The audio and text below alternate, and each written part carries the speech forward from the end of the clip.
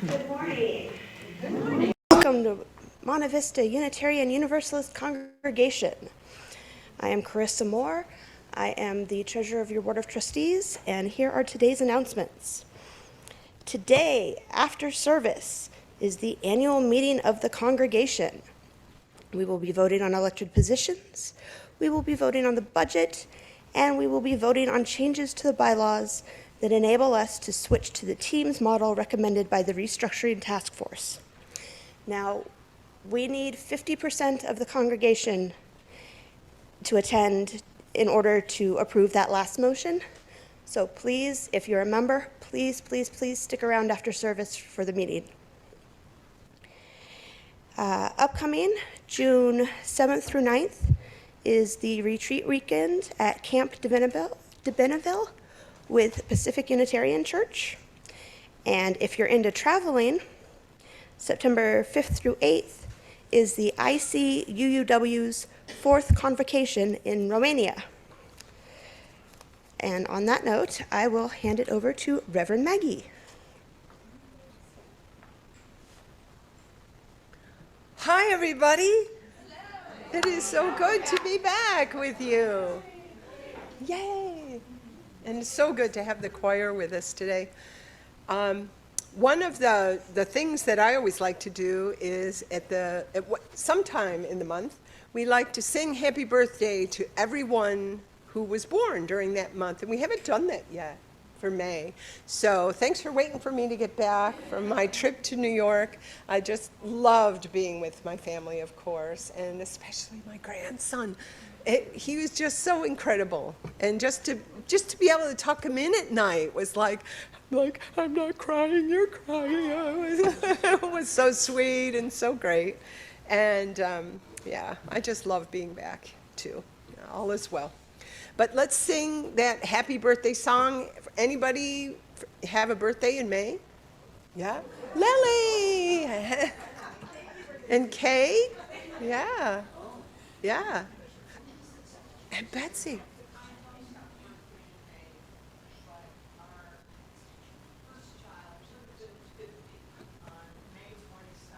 Oh, that's coming up this week. Yeah, beautiful. Well, we will sing to her as well. Yeah, that's beautiful. Okay, so let's do it.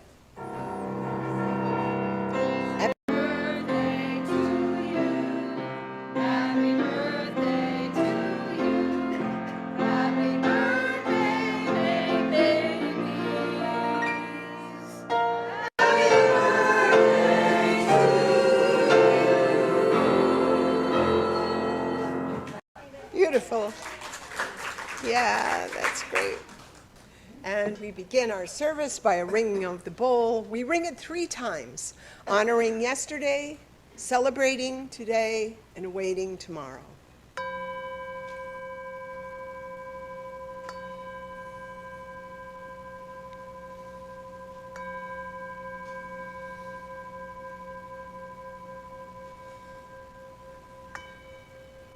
There's an extra 4th little bonus.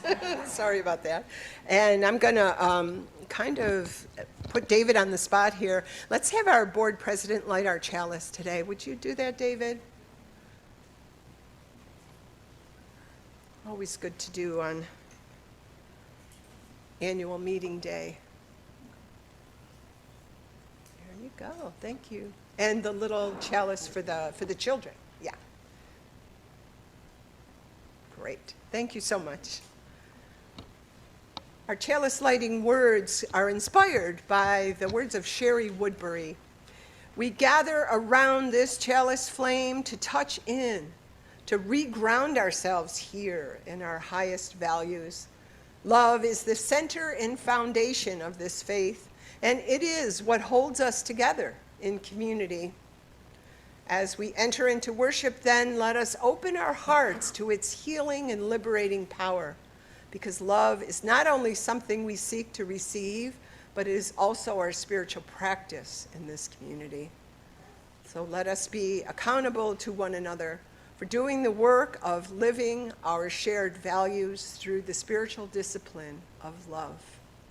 As we continue to listen and learn, to act and grow, may each of us unfold into our greatest wholeness, both truly loving and deeply loved. May it be so. I invite you to stand for our sung invocation, Spirit of Life, our anthem. We'll sing it first in English and then in Spanish, and remain standing for the reading of our congregational covenant.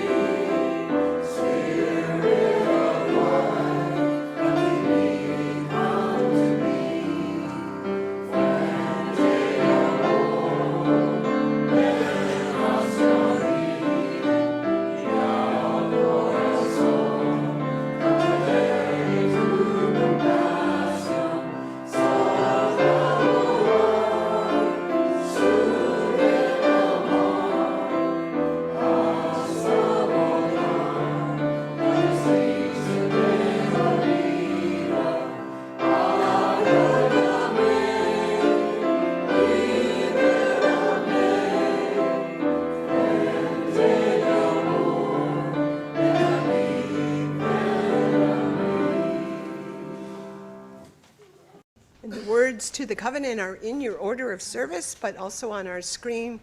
We affirm that love is the greatest purpose of this congregation. The search for truth is our constant star, and service is our prayer. We pledge our hearts, minds, and hands to challenge injustice with courage, to make choices for a healthier planet, and to live out our Unitarian Universalist values every day as beloved community. Thus do we covenant with each other and with all that is sacred in life. Please be seated. Accept a choir as we enjoy the best choir Monte Vista's ever had.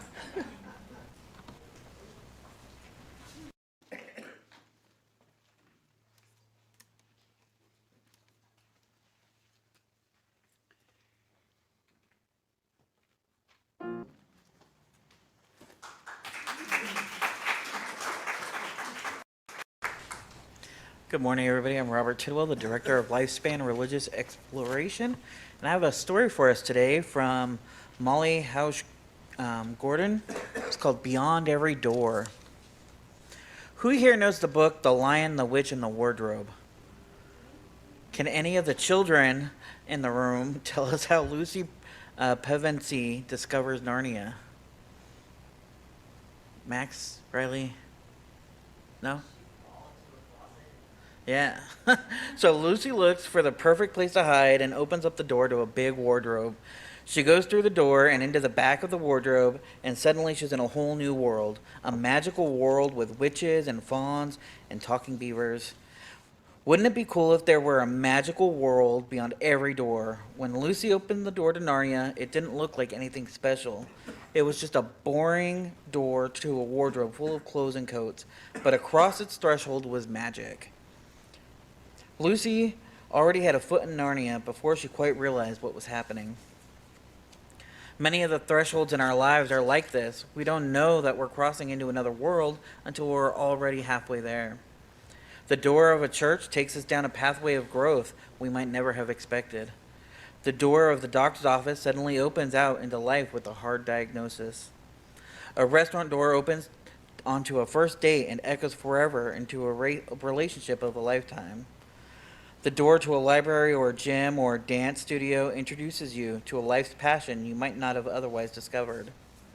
We cross these thresholds every day of our lives, for good and for ill, in joy and in sorrow, and in bittersweet truth. Truly, even our own front door is a great threshold, no matter how familiar the world within and without may be. Given our lives' reality of constant change, every day we step through the same old door again, only to step out into the world that is new since the day before.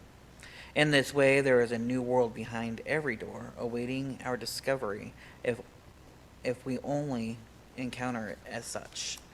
And now, if the children can come and get our chalice, we're going to try something a little new today. We don't have a slide for the song, so if you remember the words to the song, sing extra loud, and if not, we will go out to the piano.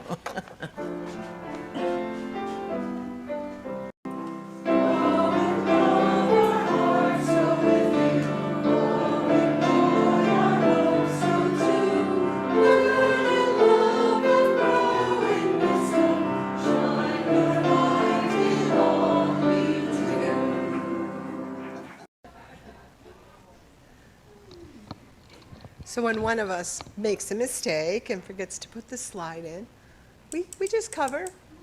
Everything was okay. Oh, did it. You did it. As we continue to grow and become stronger as a caring community, we celebrate our shared compassion for those who are in need among us. One way that we live that out is by sharing 50% of our offerings that are not designated pledges with a local organization that shares our values. During the month of May, we've been sharing our plate with Foothill Family Shelter. For over 40 years, Foothill Family Shelter has been providing transitional housing and walk-in services such as food, diapers, hygiene products to low-income and homeless families from the cities of Upland, Ontario, Montclair, Rancho Cucamonga, Claremont, and Pomona. And we are fortunate to have Deanna with us today. If you want to come up, yeah. She's going to tell us a bit more about the work of Foothill Family Shelter. Come on up. Yeah. Go up on the podium. Yeah. Good morning, everyone. My name is Deanna, and I am the Community Development Coordinator at Foothill Family Shelter. And I first wanted to thank you for this opportunity.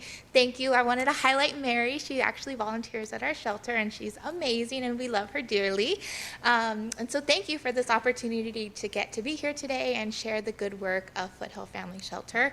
You know, being in this church for a few minutes, it's so evident the joy and the heart that exudes from everyone, and so it's really special to be a part of this meeting this morning to share about our good work. So yes, Foothill Family Shelter, we are a nonprofit and we are located in Upland. We are literally 5 minutes away, and our mission is to provide housing and hope to families in need. And so people, when they think of homeless shelters, there's kind of a stigma that's associated, maybe communal living, not so good, residents. But our shelter is different. We have a very unique model, and so we actually own 28 two-bedroom apartments in the city of Upland, and it's really a difficult process to get into our program. We want to make sure that families that are moving into our program are not only a good fit for us, but we're a good fit for them. Sometimes they'll come to us, with different needs that we can't provide. So we really aim to provide help to families that are just in need of a hand up. Our families come from homeless situations. Maybe they lost a job, maybe they got injured at work and they can't work anymore, or I know we have a current family where a wife, she lost her husband, and that immediately lost that second source of income, and she couldn't afford living. As we all know, living in California is very difficult, very expensive, and so families end up in situations, it takes just one thing in your life and you can end up in a situation like that. So that's where we come in. And so our residents, again, if you think of a homeless shelter, sometimes people think of people off the street not making good decisions. Our families are families. They're families with kids. Most of our residents are single mothers with children. We do have some fathers with children there as well, but mostly it's single women with children. children. And so they come to us, and if they meet our requirements, they have to be, just a few of our requirements, part of our service area, so the cities that were mentioned. So again, homelessness is a big problem, statewide, nationwide, but we start with our community families in our local backyard. They have to be part of our service area. They have to have some type of income, and so that's really important for us because if they are accepted into our program, they're required to save 50% of that income. They have to be drug and alcohol free, and we do test for those just to make sure that they're on the right track with that. And they can't have more than 5 people on the application, and that's because we do have 2-bedroom apartments, so occupancy limits. So if they meet our criteria and they meet our interview and they get past that process, we want families that are actually going to put in the work. We always say we provide them the tool belt. We give them all the resources they need, but sometimes people just want a place to stay where they can keep living their lives. But if they come to our program, they're here to change their whole lives. So once they are accepted into our program, they are required to have weekly case management. So we have case managers that meet with them every week, making sure they're saving their income, they're looking for jobs, they're looking for different housing in our community. And so we have a 120-day program. So they stay with us for 4 months, rent and utility free, and during that time they're working hard to change their lives. Now, depending on their success, and if we have open units, we do have a 1-year program, and we do have an extended housing program up to 4 years. So really it just helps them, whatever they may need. I like to share the story of one of our current clients. Her name is Topaz, and she is just a beam of light. She's just one of the most amazing people you'll ever meet. And she lives in our current housing. She just moved into extended, which is a really exciting accomplishment from her. But it's just her and her 15-year-old daughter, Aria. And she became homeless because her friend that she was living with passed away unexpectedly and just couldn't afford to pay the rent anymore. So that's how she ended up homeless. And so she moved with her and her daughter to a motel in Ontario and, struggling to make ends meet, doing what she can. And one of the front desk ladies told her about Foothill Family Shelter. She called, she applied, and she ended up moving in. And again, not knowing what to expect, it was a safe place for her and her daughter, which was really, special for them. And fast forward to today, she's made such great strides. She now has over $20,000 in savings, which is really, she didn't have any sort of savings before she came to us. And she's just doing so well. Her whole life has turned around. And that's really our motto is we don't like to provide a handout, we're a hand up. And we're just here to help in any way we can. We also have a walk-in pantry for families in need where they can come once a month for food, diapers and wipes, hygiene products, things like that. And we're always accepting donations of those. So if you ever are interested, we'd be happy to accept those. And we just do our part in our community, and we can't do it alone. And so opportunities like this, your generosity really helps make our good work possible. And so just thank you so much for believing in our mission. We've been here for 40 years. This year is actually our 40th anniversary. Yeah, so it's a big celebration for us. We're turning 40. And it's just, that just shows our longstanding history within the community. It's a great organization to be a part of that really does great work. And so just thank you for believing in our mission and helping make our good work possible. And we just always say together we make a difference. So we're just so grateful for the opportunity. Thank you.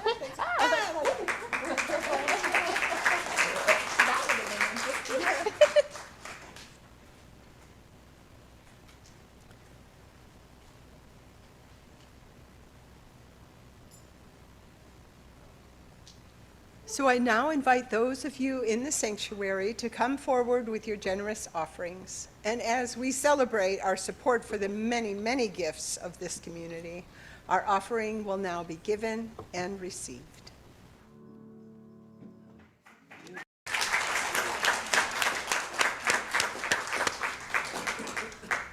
I haven't had much opportunity to talk with many of you yet. Just arriving, I got home late Wednesday night, so I haven't really had a lot of connection time. But one of the things that I experienced with George, we were in Ventura for the district assembly that was happening over there before I went to New York. So being in that crowd was pretty great. It was wonderful to be, it was exciting. Julie Steinbach was there with us as well. So one of my experiences, and George's as well, was like when we said who we were or someone read on our name badge that we were from MVUUC, they just went, "Oh, you're that church with that incredible piano player." Yeah. Yeah. Yes, yes, yes. So one of our joys, yeah.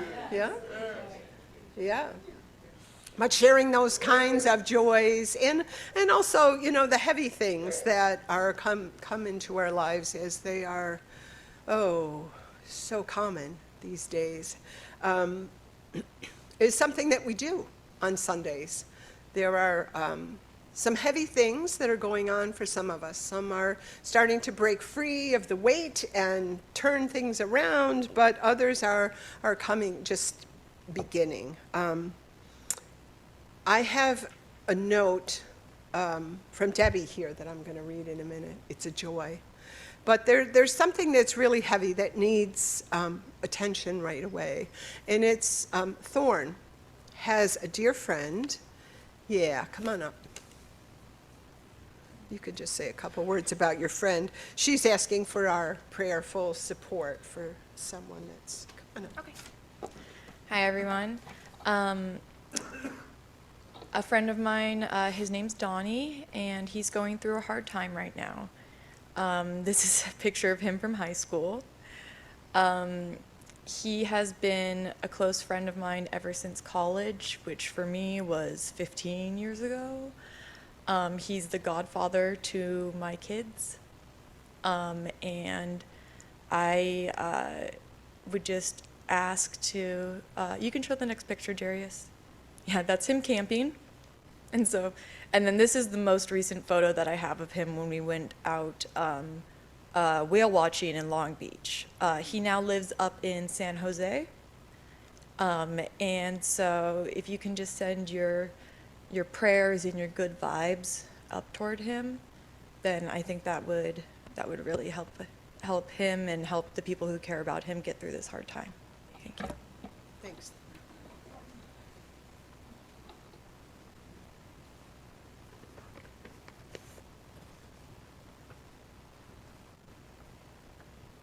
Debbie writes, "My joy is a gratitude for all of my MVUUC family.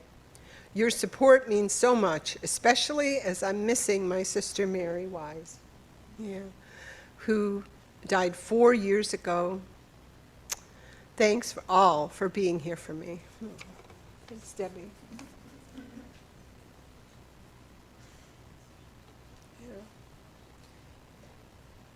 That's a joy and a sorrow. Isn't that exactly how they're woven together? Yeah. We have a joy, too. Our member, John Fisher, has been missing from our Sunday service because he's had some huge medical things that have come up for him. With his diabetes, he had to have an amputation. Actually, we've talked about that a little bit in our joys and sorrows. But he is still busy being an active UU from his bed at Loma Linda's VA hospital. He and his UU chaplain, Reverend Liz Murphy, who is a friend of mine, they've worked together to see that the VA hospital at Loma Linda now has a chalice that's available for any who visit their chapel. So cheers to you, John. Thanks for all that you do. Yay.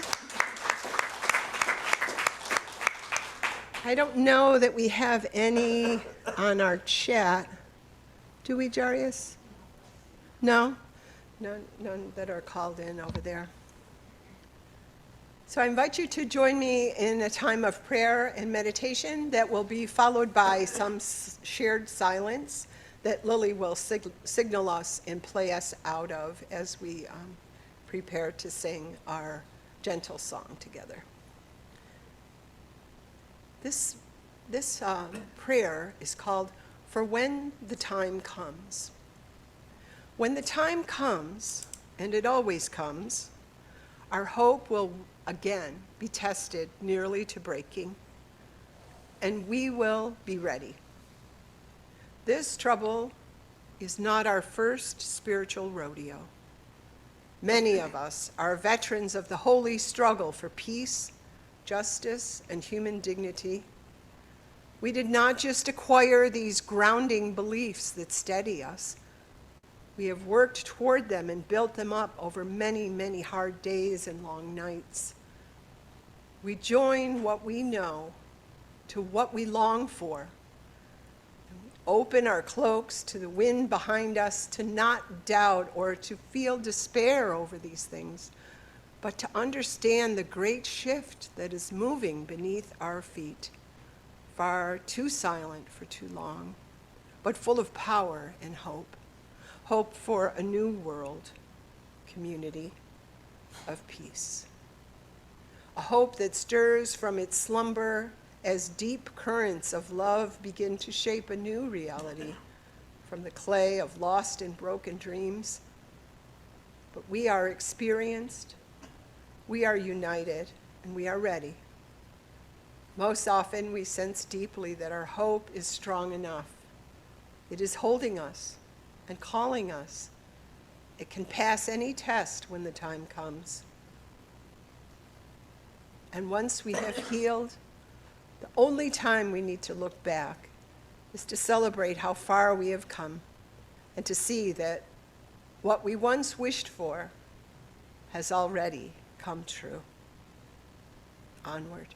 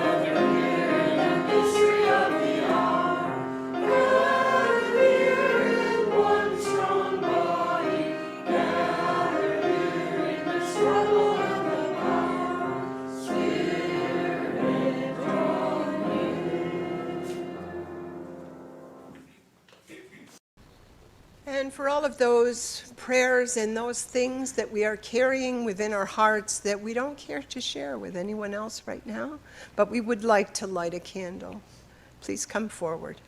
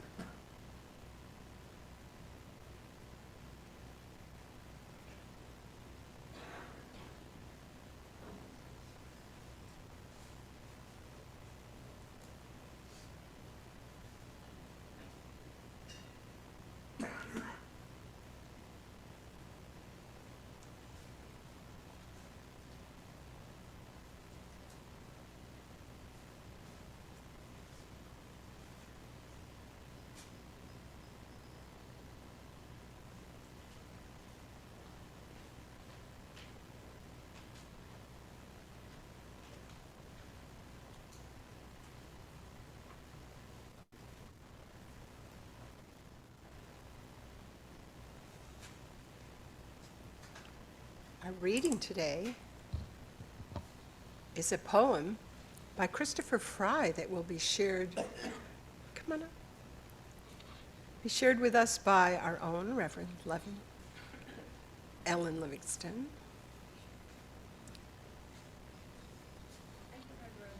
Yeah, welcome. Yeah, it's good to be back. Thank you.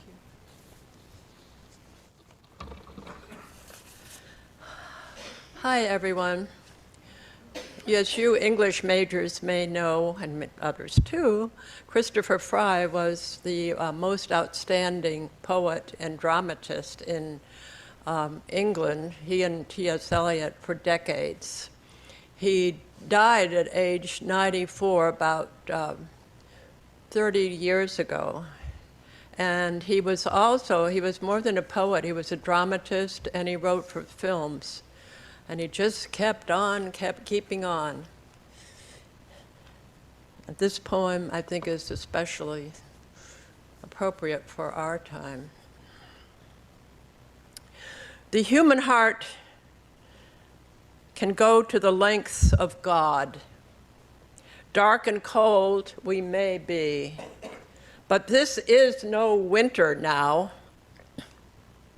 The frozen misery of centuries breaks, cracks, begins to move. The thunder is the thunder of the flows, the thaw, the flood, the upstart spring. Thank God our time is now, when wrong comes up to meet, to face us everywhere. Never to leave us till we take the longest stride of soul we ever took. Affairs are now soul-sized. The enterprise is exploration into God. Where are we making for? It takes so many thousand years to wake, but will we wake for pity's sake?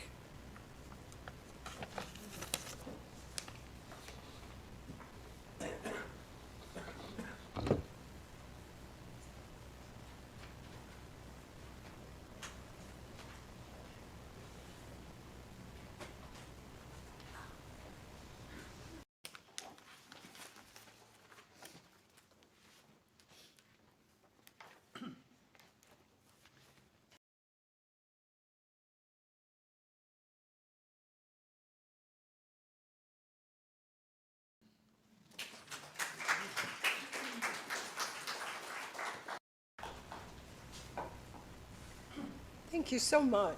That sounded great. I love it. That's why we're here, right? To make this place a better world. Love it. We might have a new theme song.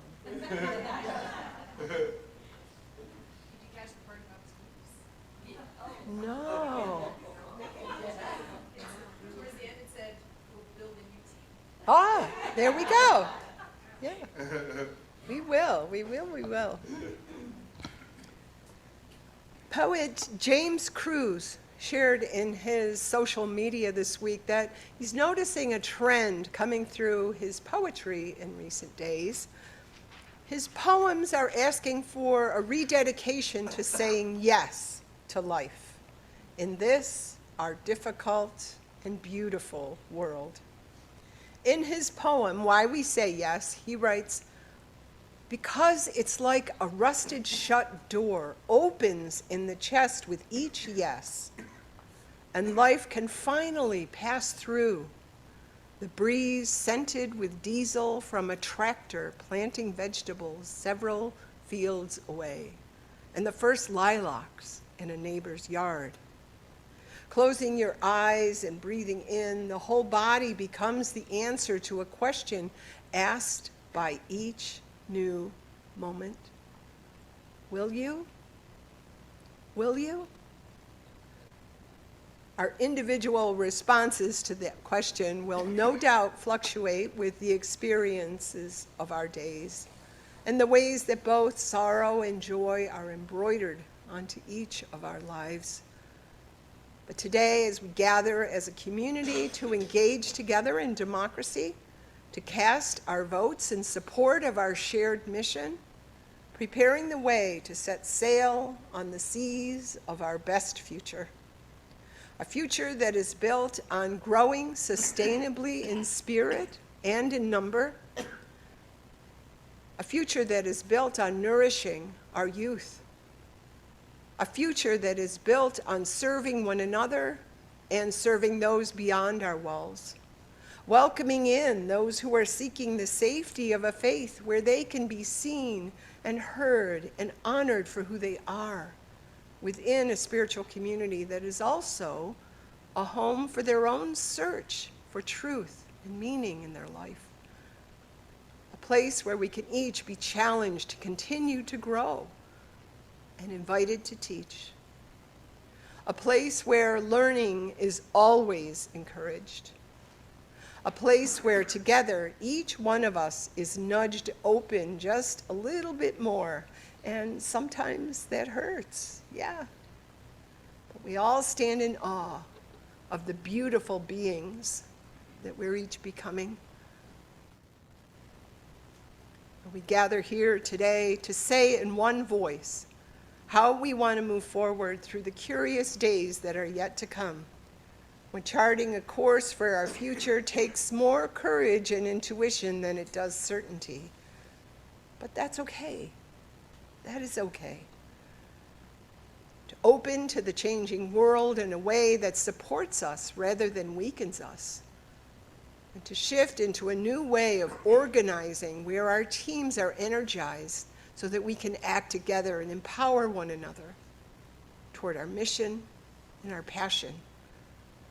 To stand together in a community of safe, supportive justice seekers who are making a difference and learning more about who we are and serving in a way that brings positive change in a time when it is needed more than ever. Today, our votes connect us to this community, our community, in ways that tell us that we belong, in ways that rely on every form of the gifts we bring, and in ways that help us all move forward through these unusual days. We know there are more changes ahead, and the votes that we cast today strengthen us for navigating them. Our move from committee to teams and the bylaw changes that support that restructuring open our way to the excitement of new ways and the challenge of structural changes. Nationally, in just a matter of weeks, the General Assembly of the Unitarian Universalist Association will gather online only and vote on the changes to Article 2 of the bylaws of the association that we have been following and talking about. We will have our delegates voting on our behalf, and we should offer our gratitude to both Julie Steinbach and Laura Mulroy for serving in that way. And I will also have my clergy vote as I attend online as well. The changes ahead for our faith are yet uncertain, but the path has been well charted. And while many of us have strong feelings about this vote, it is an incredible time to be a Unitarian Universalist, and we're very fortunate to have each of our voices heard. Our challenge will come as we participate in this democratic process in the ways that we form a well-informed and grounded response to the outcome of the vote, whatever it is. Released just this week, prior to the vote, is a compilation of essays by Unitarian Universalist leaders gathered into a text that's titled Love at the Center, Unitarian Universalist Theologies. And it's edited by our own UUA president, Reverend Dr. Sophia Betancourt. I found her writing in the preface of this book of great value to us, as we face the changes to come in preparation for our onward journey as a faith tradition. But I recommend a deeper reading of the essays within this book for each of you. I offer a bit of the preface as just a sampling and maybe a lure for you.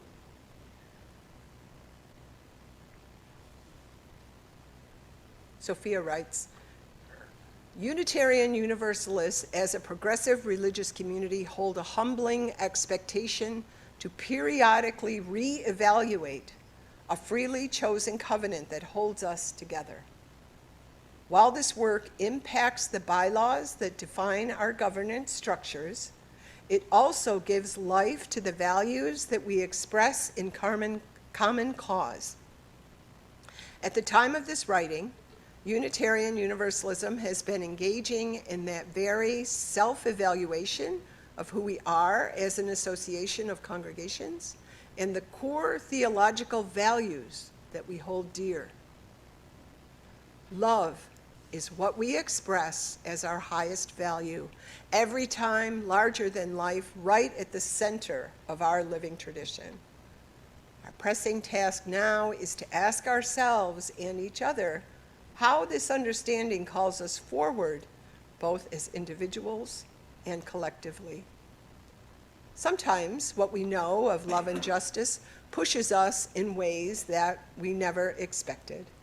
And sometimes the need to bear such love in a world is heartbreakingly large. It is in those moments that we most need one another, and we most need beloved community. And we need reminding and solidarity, connection, and care. Our freely made choice to participate in that greater community can slowly renew us and even repair the kinds of grief that have been building for many of us, to restore what we long to hold at our own centers, and to heal that which keeps us from being more loving. We hold a love greater than we know between and among us, born from all that we hold holy. It takes many of us in community to insist that a better future is possible, to keep us faithful to our commitments when we err or falter, and to remind us that we are constantly connected to a hope-filled belief in human goodness and in the capacity for love, even when we feel furthest from that which is larger than our own knowing. Onward. Our sending song today is We Laugh, We Cry, but we're only going to sing two of the verses, verse 1 and verse 4. I invite you to stand and let's sing out together.